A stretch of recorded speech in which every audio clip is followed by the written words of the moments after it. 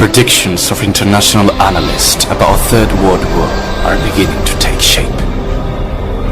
Nations will again face war in a global scale, plunging humanity again into the chaos and disaster.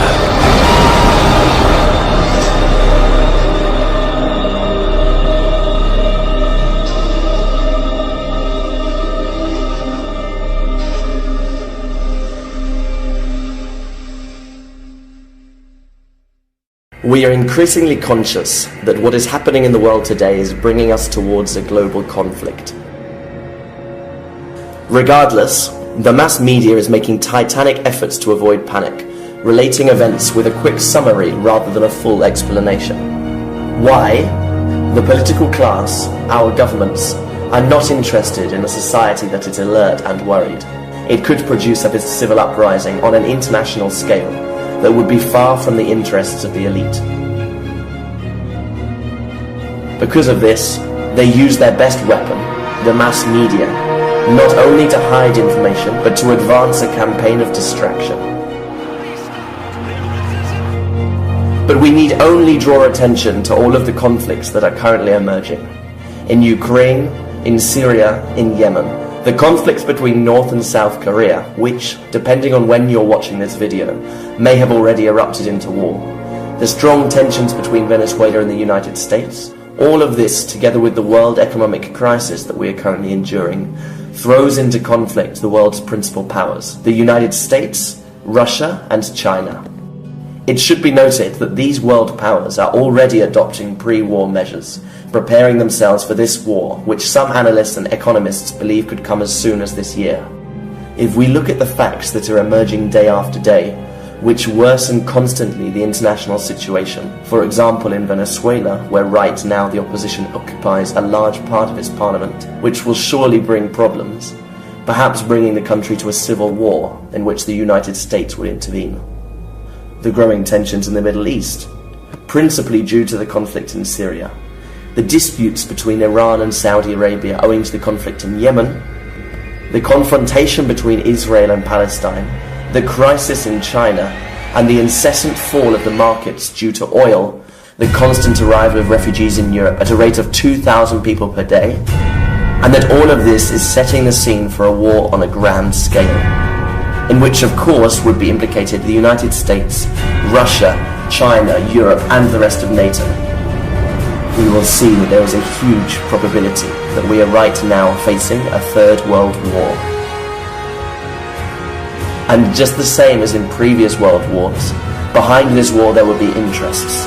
If we look at it from a political standpoint, the US needs to ensure its control of countries rich in oil, such as Venezuela and Iran, in order to maintain its crown as the world's principal economic power, in the face of the advance of China, which only in a few years could topple the North American empire. China and Russia are aiming to end the hegemony of the United States, forging commercial agreements with the same countries that the White House wants to invade. Now we will take a look over the heads of the political class, at the economic financial elite composed of families such as the Rockefellers, the Rothschilds, the Morgans, that through their financial institutions, such as banks and companies, control the system, and of course, the puppet politicians that we elect at the ballot box. What interest could these bankers and businessmen have in a nuclear world war, which would surely leave them no economic benefit? According to certain famous personalities, such as David Rockefeller and Bill Gates, we are facing an incessant rise in the world population. We are already almost 8 billion people in a planet of finite natural resources. These people talk openly of the need to reduce the population, and because of that we can assume that one of the primary objectives of this Third World War will be to reduce the planet's citizenship. Nothing will achieve that quicker than a global war. Another objective pursued by the architects of this new world conflict would be to finish with states and sink once and for all the world economy. This will provoke chaos amongst the citizenship, producing massive revolts which will destroy law and order in each country, leaving political power vacuums in every state.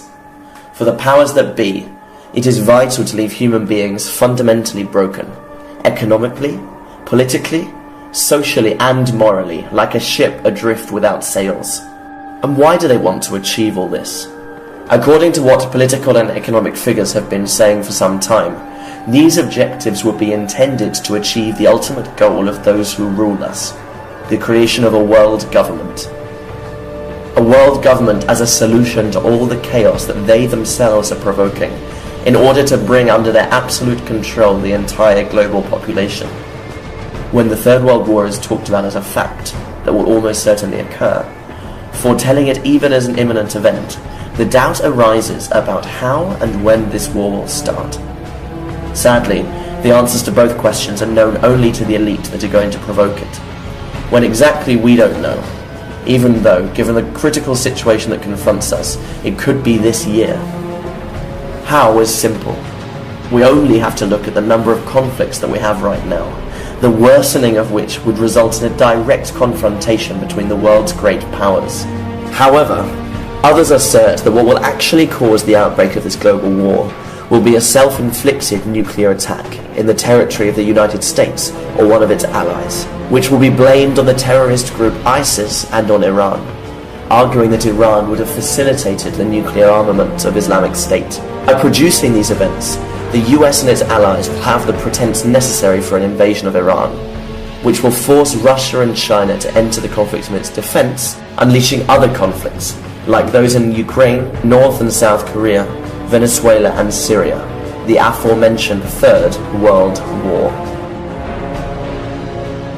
As for the terrorist group ISIS, otherwise known as Daesh or Islamic State, it is important to note that, just like Al-Qaeda, it has been created and financed by the government of the United States and its allies to have the pretext necessary to invade those countries where those groups are based, and to make off with the natural resources contained within them.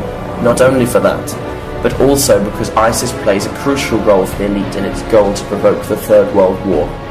The big question which emerges about what will come to happen after the Third World War is who will step up to lead the supposed world